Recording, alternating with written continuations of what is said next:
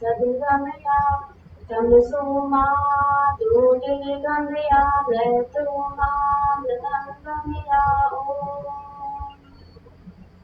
असतो मा सद्गमया तमसो मा ज्योतिर्गमया मृत्यो मा मृतङ्गमया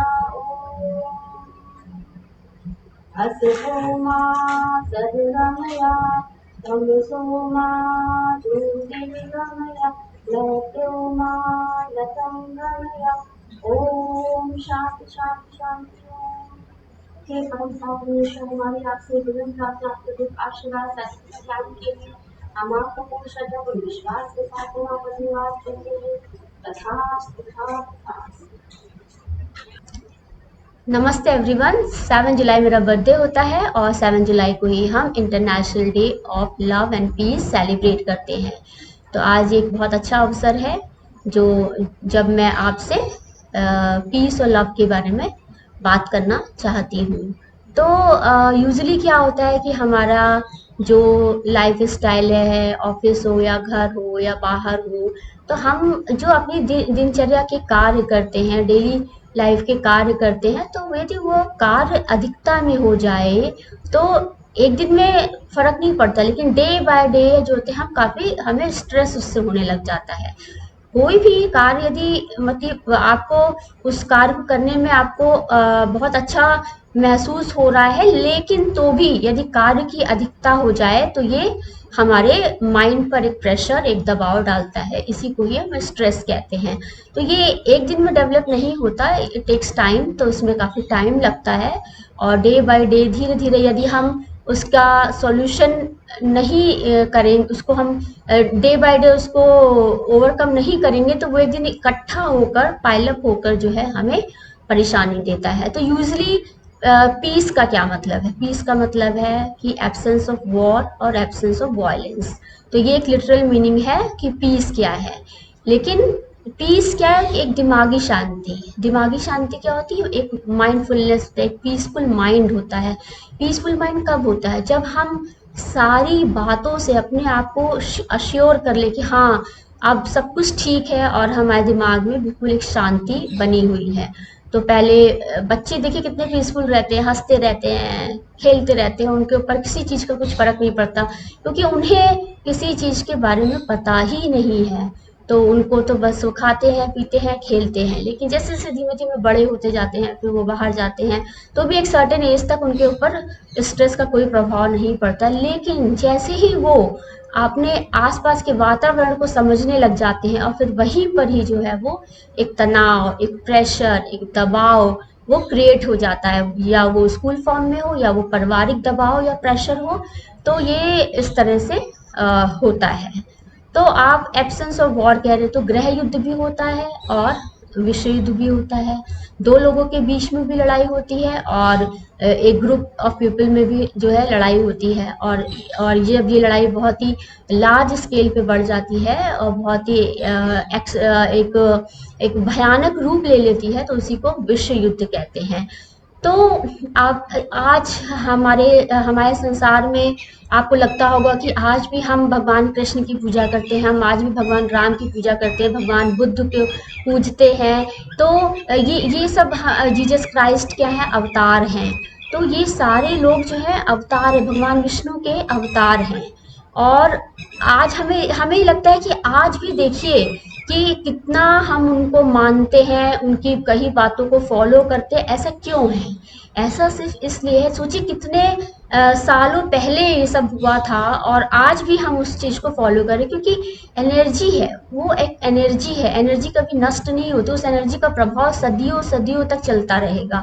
आज मैं हूँ, मैं ना रहूँ, कल भी लोग महात्मा बुद्ध को याद करेंगे, लोग भगवान कृष्ण की भगवद गीता को पढ़ेंगे, उनकी बताए हुए रास्ते पे चलेंगे, लोग हिंदुज़्म फॉलो करेंगे, लोग बुद्धिज़्म फॉलो करेंगे। तो जो हिंदुज़्म है एक सबसे ज़्यादा ओल्ड रिलीजन है, जो कि सनातन धर्म की एक अपनी अलग पहचान है, जहाँ पर हम देवी देवताओं को पूजते हैं। तो ये आज तक ऐसा क्यों हो रहा है? क्योंकि एक ये एनर्जी एक पावरफुल एनर्जी है जो इस पूरे यूनिवर्स में एक शांति कायम करना चाहती है, जो बियॉन्ड हेट्रेड है, जो बियॉन्ड वायलेंस है। और उस एनर्जी का कार्य है कि हर एक व्यक्ति के अंदर पीसफुल माइंड क्रिएट करना। लव और पीस एक दूसरे से रिलेटेड है। अब इसका एक छोटा सा एग्जाम्पल है कि कोई बच्चा है और उसके माता पिता उसे स्नेह नहीं दे रहे हैं, उसे प्यार नहीं दे रहे हैं, तो सोचिए बच्चे को शुरू में तो नहीं पता लगेगा, लेकिन धीमे धीमे जैसे जैसे बड़ा होगा उसको पता लगेगा, तो उसके ऊपर क्या प्रभाव पड़ेगा, उसके मानसिक दशा ठीक नहीं रहेगी। अब वो यदि यदि वो बाहर जाए और बाहर में भी उसे प्यार स्नेह ना मिले, प्यार स्नेह है क्या, एक एक्सेप्टेंस है, फीलिंग ऑफ एक्सेप्टेंस है, जहाँ पर हम किसी को एक्सेप्ट करते हैं। एक एक अटेंशन है जब हम किसी की बात सुनते हैं। यूजली क्या होता है, हम लोगों को इग्नोर कर देते हैं, लोगों को अवॉइड करते हैं, लोगों की बात नहीं सुनते, लोग क्या कह रहे हैं हम अपना दूसरी तरफ मुड़ जाते हैं। तो यहाँ पे एक हेट्रेड की फीलिंग, एक इग्नोरेंस की फीलिंग जो है हमारे अंदर आ जाती है। तो एक बच्चा है जो घर पर भी उसको लोग इग्नोर कर रहे हैं, अवॉइड कर रहे हैं, बाहर भी कर रहे हैं, उसको प्यार नहीं मिल रहा है। तो प्यार जो है वो सबको चाहिए। प्यार एक हीलिंग के जैसे होता है, जहाँ जब जब किसी को प्यार मिलता है तो वह व्यक्ति हील हो जाता है। और प्यार करने के कई तरीके होते हैं। अब प्यार में इंसान जो एक दूसरे की केयर करता है, एक दूसरे को समझता है, उसकी ज़रूरत का एहसास उसे होता है कि इसको ये चाहिए, इसको ये ज़रूरत होगी। तो जहाँ पर एक्सेप्टेंस है वहाँ पर रिलेशन बिल्डअप होता है। जब रिलेशनशिप में हमारे पास सब कुछ होता है, मतलब कोई इट इज़ नॉट नेसेसरी कि everything is in excess. Excess में यदि आपके पास है तो आप उसे डोनेट करिए। यदि ईश्वर ने आपको बहुत एक्सेस में दिया है तो आप खुद भी अच्छे से रहिए, और जो आपके पास एक्सेस में है उसको आप डोनेट करिए, आप दूसरों को बांटिए। लेकिन क्योंकि क्या होता है कि जो हर चीज़ फ्लो में होनी चाहिए, कहते हैं ना लक्ष्मी चलायमान होती है।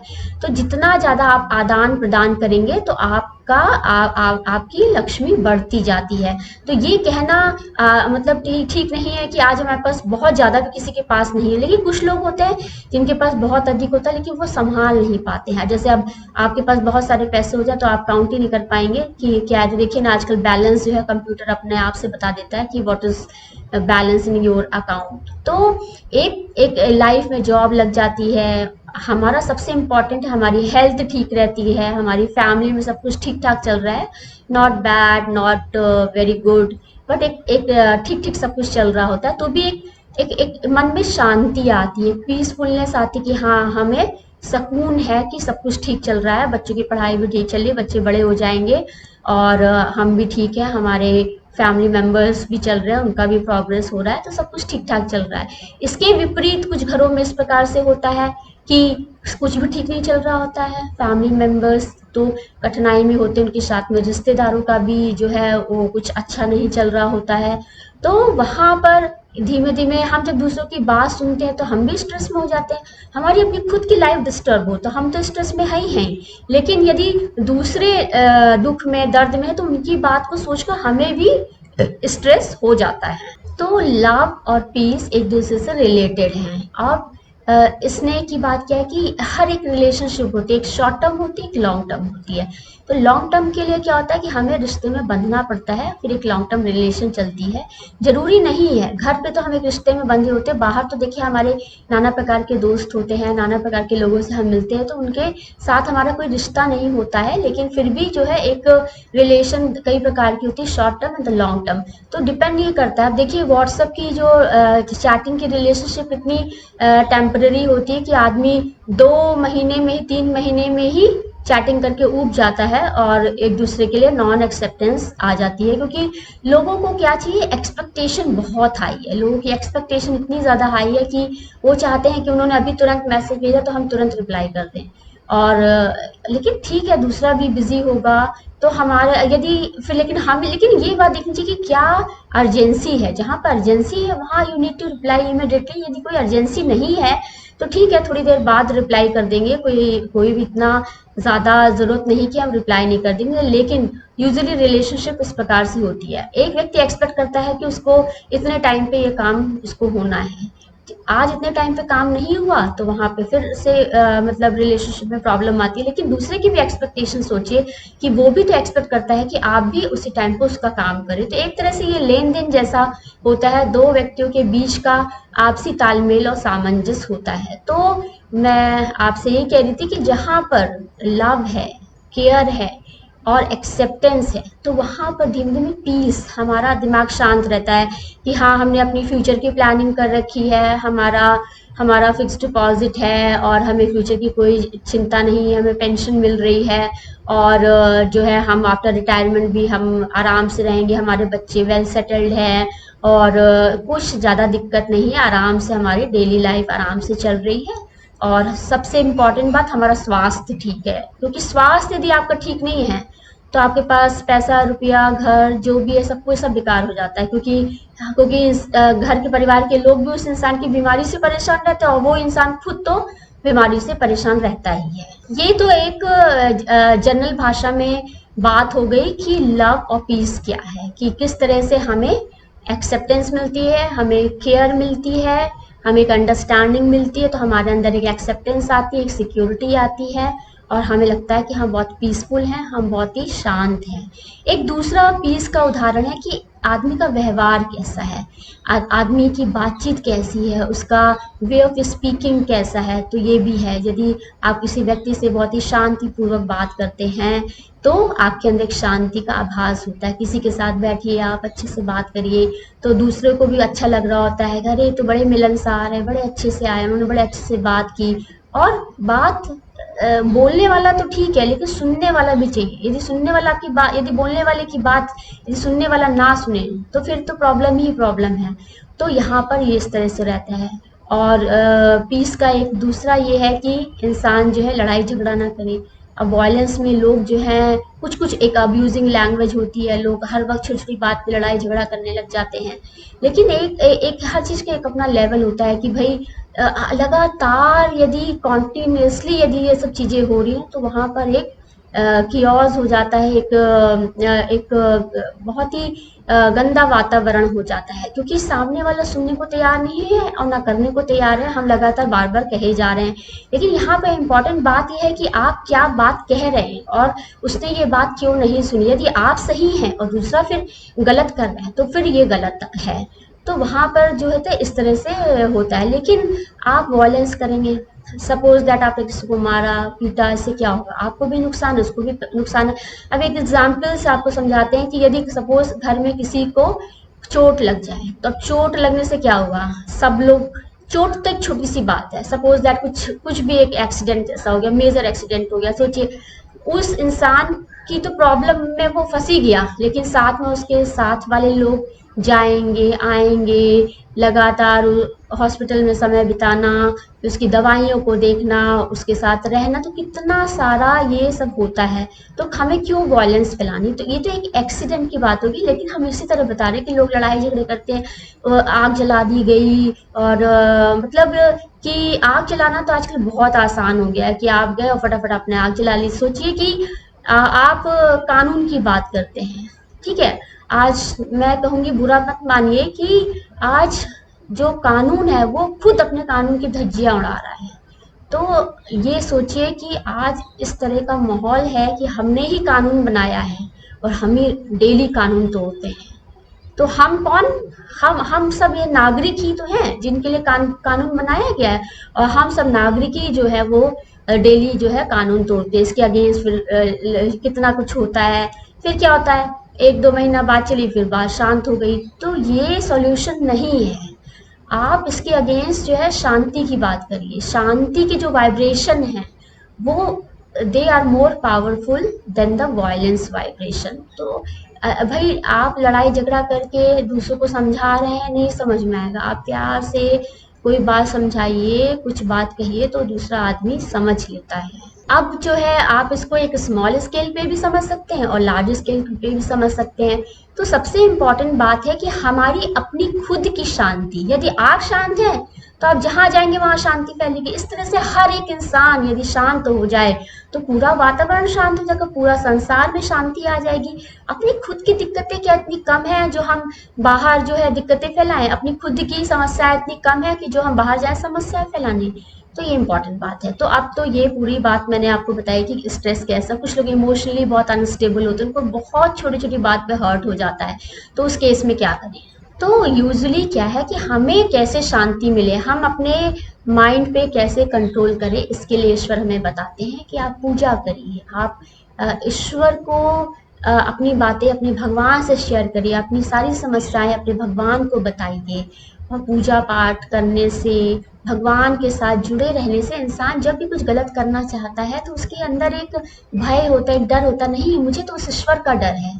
तो जैसे होता है ना कि उस ईश्वर के डर से हमने आज तक कभी कुछ नहीं गलत किया।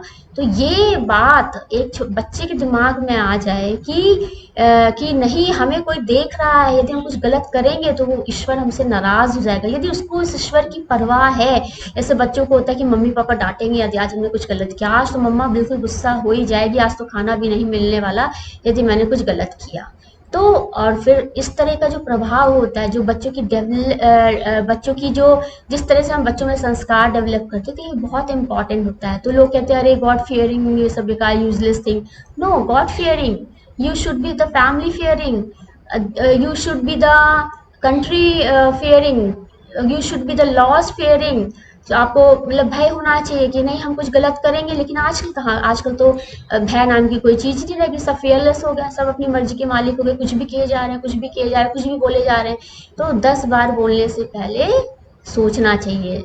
हमारे ग्रैंड मास्टर ने बोला है कि जब हम बहुत ज़्यादा परेशान होते हैं तो हम एक तरह से जो हम बोलते हैं तो इमोशनली हम कुछ भी बोल जाते हैं।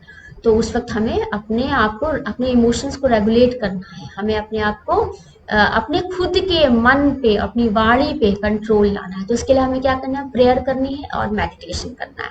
तो आज यूजली मैं आज international day of peace and illumination पे आपको पीस के बारे में बताना चाहती हूँ कि आप दुनिया भर घूमते रहे कि आपको शांति कैसे मिलेगी। तो मेडिटेशन की जो हायर स्टेजेस होती है उसमें आपको शांति, भगवान पीस देता है। ये पीस जैसे आप ये समझ लीजिए फैन है, फैन चलता है तो आपको ठंडक लगती है। फैन एक लो लेवल का हो गया, आज के ज़माने में एसी भी डिफरेंट टाइप के आ रहे हैं, उसमें कंप्रेशर के अकॉर्डिंग जो है एसी वर्क करता है।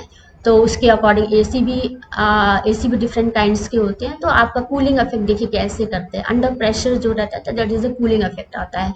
तो वहाँ पे एसी जो है हम यूज़ करते हैं, फिर धीमे धीमे जैसे सर्कुलेट होती है एयर तो पूरा कमरा धीमे धीमे बिल्कुल ठंडा हो जाता है। जब हम ठंड में आराम से बैठते हैं तो हमें कितना पीस लग रहा था। अभी आप धूप में जाइए, अब आपको वहाँ पे कुछ आपने परचेजिंग करी, फिर वहाँ से आप लौट के आप थक गए, आजकल तो क्या शॉपिंग मॉल्स होती है वहाँ पे भी एसी लगे होते हैं, आप गाड़ी से उतरे एसी से, फिर तुरंत आप एसी में गए और फिर फटाफट आपने सामान रखा, फिर आप घर वापस आ गए, घर में भी एसी है। तो ज़्यादा कुछ आपको गर्मी का एहसास हो नहीं रहा है। लेकिन ऐसा नहीं है कि आपको गर्मी का एहसास नहीं होगा। आप किचन में काम करेंगे, हर वक्त तो आप 24 आवर एसी नहीं चला सकते।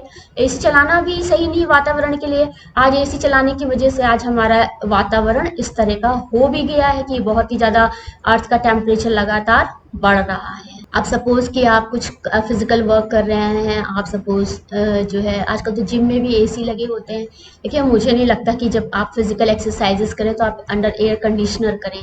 फिजिकल एक्सरसाइजेस का मेन मतलब होता है कि आपकी स्वेटिंग होना बहुत ज़रूरी है। स्वेटिंग होने से ही जो है आपका फैट जो है डिजोल्व होता है, तो आपका जो बॉडी वेट जो है कम होगा। ये एक बेसिक प्रिंसिपल है। लेकिन आजकल तो पता नहीं कितनी नई नई थेरेपीज आ चुकी है फैट रिमूवल की, और लोग पता नहीं क्या क्या कर रहे हैं। तो मैं सिर्फ इतना ही कहना चाह रही हूँ कि अब सपोज आपको बहुत ज़्यादा गर्मी लग रही है, आप और बहुत ही ज़्यादा आपका और गर्मी से क्या होता है, हीट जब जनरेट होती है तो उससे क्या होता है, हैडेक होता है, स्ट्रेस होता है।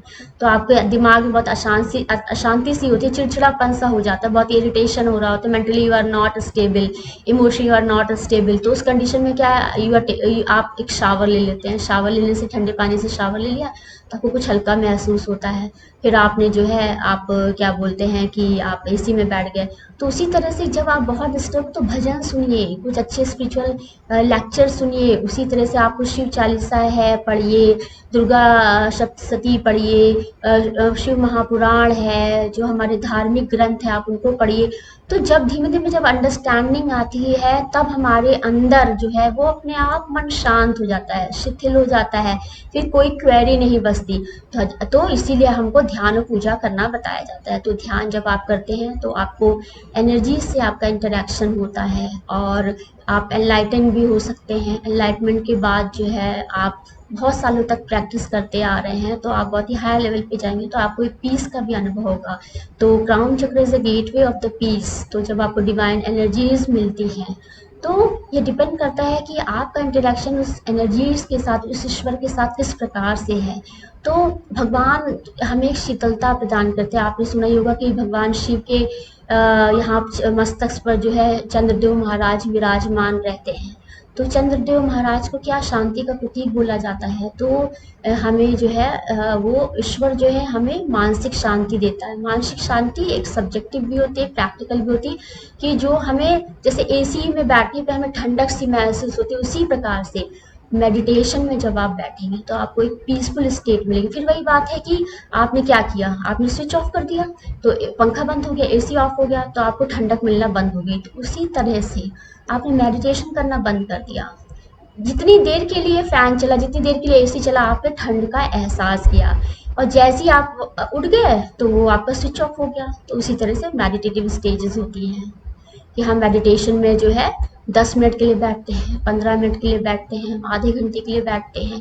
तो आप मेडिटेशन में जब बैठते हैं, आप प्रेयर करते हैं, इन्वोक करते हैं डिवाइन एनर्जीज को, अपने गुरु को प्रणाम करते हैं, अपने गुरु से आशीर्वाद मिलते हैं। तो हमारे ग्रैंड मास्टर ने जो सैल्यूटेशन बताया है, this salutation is very unique. उसमें उन्होंने जो 3 स्टेप्स बताए हैं, सबसे पहले हम उस परमात्मा को, सुप्रीम बीइंग को के लिए प्रेयर इन्वोक करते हैं। फिर सेकंड स्टेप में हम सारे होली एंजल्स के, सारे स्पिरिचुअल टीचर्स को इन्वोक करते हैं और थर्ड स्टेप में हम स्पेशली अपने गुरु के लिए इन्वोक करते हैं। तो हम वहाँ पर एक अपनी शरणागति जो है, हम अपने आप को सरेंडर करते हैं अपने भगवान पे। तो भगवान हमें जो है सारी चीज़ें बताते हैं कि देखिए ऐसे होता है, ऐसे होता है, ऐसे होता है।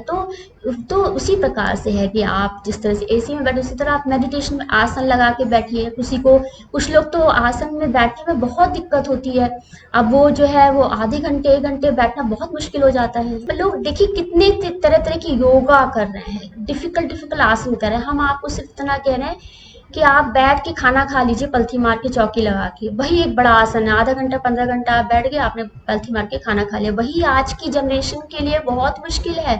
पलथी मार के बैठना जो है, आप 1 घंटा 2 घंटा अभ्यास कर ले, यही बहुत है। आज हमें चेयर पे बैठने की, सोफे पे बैठने की आदत हो गई है और थोड़ी देर में हमारे पैरों में झुनझुनी सी चढ़ जाती है कि अरे इतनी देर बैठ गया, फिर पता लगा मूवमेंट शुरू हो गया। तो मेडिटेशन में आपको बिल्कुल स्थिर बैठना है। स्थिर होने का मतलब आपका बॉडी तो स्थिर होना ही है, साथ में आपका माइंड, आपका दिमाग स्थिर होना है। स्थिर होने का मतलब क्या है? थॉटलेस होना है। थॉटलेस मतलब क्या? आपको बिल्कुल शांत रहना है, बिल्कुल थॉट आपके दिमाग में आए ना। यदि आप उस भगवान में इतना लीन हो गए हैं, अपने गुरु में इतना लीन हो गए हैं, तो आपके अंदर एक क्यूरियोसिटी है जानने की, व्हाट टू बी, क्या होगा अब और मुझे क्या सीखने को मिलेगा। तो आपका ध्यान किसी और थॉट पर जाएगा ही नहीं। तो जब एक कंप्लीट साइलेंस होता है आपके अंदर, तब आप उस पीस को अनुभव कर सकते हैं। और उसी प्रकार से जैसे कि आप जैसे एसी में बैठते हैं और स्विच ऑफ कर देते हैं तो एसी बंद हो जाता है, उसी प्रकार से जब आप मेडिटेशन के बाद अपने स्टेज से उठते हैं तो वो आपको पीस मिलना बंद हो जाता है। लेकिन उस पीस का प्रभाव आपकी दिनचर्या पे बुरी तरह से पड़ेगा और आपके व्यवहार में पड़ेगा और आपकी बोलचाल में पड़ेगा और आप बिल्कुल शांत रह जाएंगे। और शांत होने के बाद आपको लगेगा ये सब तो कुछ भी नहीं, हम क्यों लड़ रहे हैं फालतू का, हम क्यों अननेसेसरी लड़ाई झगड़ा कर रहे हैं, अननेसेसरी अपनी ऊर्जा व्यर्थ करने। एक दिन हमें मर के जाना है, क्यों ना हम कुछ अच्छा करके जाएं और क्यों ना कुछ हम ऐसा करें जिससे आने वाली जनरेशन के लिए अच्छा हो। आज तो अब हम धीमे धीमे हम लोग ओल्ड एज की तरफ बढ़ते जा रहे हैं। तो एक हम एक जिम्मेदार इंसान है। हमारी we are more responsible than the kids and childrens who are unaware of the things. तो मैं आपसे ये बताना चाह रही हूँ कि आपको आपको ध्यान में बैठना है। और कभी कभी क्या होता है कि ध्यान की स्टेजेस ऐसी आती है कि आपको ध्यान से उठने का नहीं मन करेगा, आपको लगा कि लगातार बैठे रहे, लेकिन लगातार बैठना बहुत मुश्किल हो जाता है। तभी देखिए आपको शव आसन समझाया गया है। शव आसन में क्या होता है कि आप लेट जाइए और लेट करके आप उस परम पिता को याद करिए, तो आप एक अच्छी सी नींद जो है वो आ जाती है। तो शव आसन क्या है, आदमी मरने के बाद क्या होता है, कंप्लीट नींद में सो जाता है।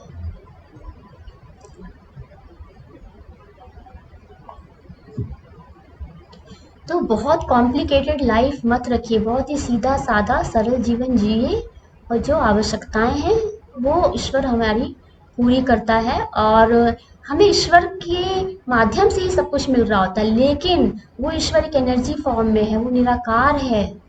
लेकिन वो जो है वो हमें इसी दुनिया में, इसी संसार में हम एक दूसरे से ही हमें प्राप्त होता है। आज बच्चों के लिए माता पिता माध्यम होते हैं, बच्चे जब बड़े हो जाते हैं तो वो बच्चे ही माता पिता के जीवन के लिए जो है माध्यम बन जाते हैं।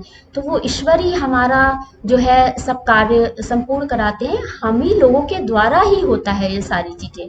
तो आज भी देखिए हम महात्मा बुद्ध को याद रखते हैं, आज भी हम भगवान कृष्ण को याद करते हैं, हम आज भी भगवान राम के कितने सारे मंदिर में उनकी पूजा की जाती है, क्योंकि ये ऐसी एनर्जीज है जो युगों युगों से चली आ रही है और युगों युगों तक चलेंगी। वो एनर्जीज कभी नष्ट नहीं होती, उसका प्रभाव इतना पावरफुल होता है कि आज भी हम जय जय श्री राम के नारे लगाते हैं और हमारे अंदर एक ऊर्जा का प्रवाह होता है। अब ये नहीं कि हनुमान जी के नाम पे आप आग जलाएंगे, हनुमान जी के नाम पे आप कुछ भी उल्टा सीधा करेंगे, तो ये गलत है।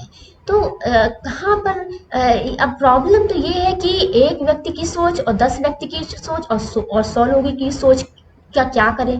तो ये बहुत ही कॉम्प्लिकेटेड है। आप अपने घर में 4 लोगों को नहीं संभाल पा रहे हैं, तो आप बताइए पूरे संसार में लाखों करोड़ों लोगों को संभालना कितना मुश्किल है। तो इसके लिए हमें सोचना होगा, हमें कुछ ऐसे नियम कानून बनाने पड़ेंगे कि लोग जो है नियंत्रण में रहें। नियंत्रण में रहने की बहुत आवश्यकता है। लेकिन इंसान यदि अपने मन को, अपने माइंड को खुद से जो है कंट्रोल कर ले, तो बाहर नियम कानून बनाने की जरूरत ही नहीं है कि हम उसके नियंत्रण में आए। तो यही सब चीजें हैं। आज देखिए हम खुद कानून बनाते, फिर उसी कानून को तोड़ते हैं। हम कौन, इंसान और नागरिक, तो हम और आप ही तो है जो ये सब कर रहे हैं। तो आज international day of peace and illumination एक दिन के लिए आता है, उस दिन हम लेक्चर देते हैं, फिर नेक्स्ट डे हम भूल जाते हैं, फिर से हम अशांति फैलाते हैं, फिर से जुलूस निकलेंगे, इधर उधर कुछ उल्टा सीधा होगा और वातावरण में कुछ इस तरह से करेंगे कि डर बैठे, लोगों के अंदर एक भय बैठे। तो ये सब बहुत गलत है। भगवान का, ईश्वर का नाम लीजिए, ईश्वर का नाम जपिए, भगवान ने जो हमें परिवार दिया उसके साथ खुशी से रहिए, और जो हमारी आने वाली जनरेशन है उसको अच्छे से डेवलप करिए। आज आप उनके लिए करेंगे तो वो भी तो हमारे लिए करेंगे। आज देखिए स्वामी विवेकानंद जी को आज भी मैं याद कर रही हूँ, मेरे जैसे लाखों करोड़ों लोग याद कर रहे हैं, क्योंकि वो एनर्जीज हैं। आज वो उस एनर्जी का प्रभाव मेरे ऊपर पड़ा। एनर्जी कहाँ प्रभाव कर रही है, लाइक अट्रैक्ट्स लाइक। तो वो वहां पर ही जो है, वहां पे ये फंक्शंस, ये जो है नियम जो है वो कार्य करते हैं।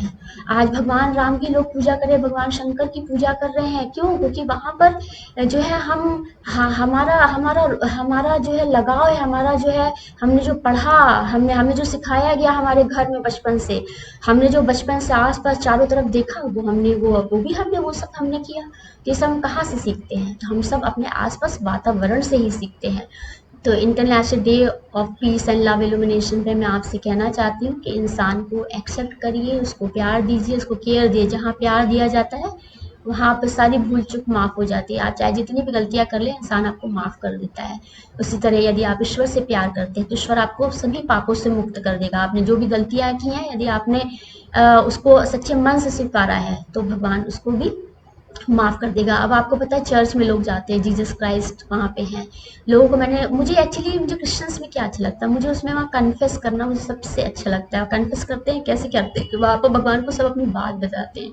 वहाँ पे फादर के सामने जो है वो अपना रिवील करते हैं कि ये ऐसे ऐसा है। तो कन्फेस करना, आप अपने भगवान से, भगवान जिसको भी आप मानते हैं, आप उससे कन्फेस करिए, अपनी गलतियों को एक्सेप्ट करिए।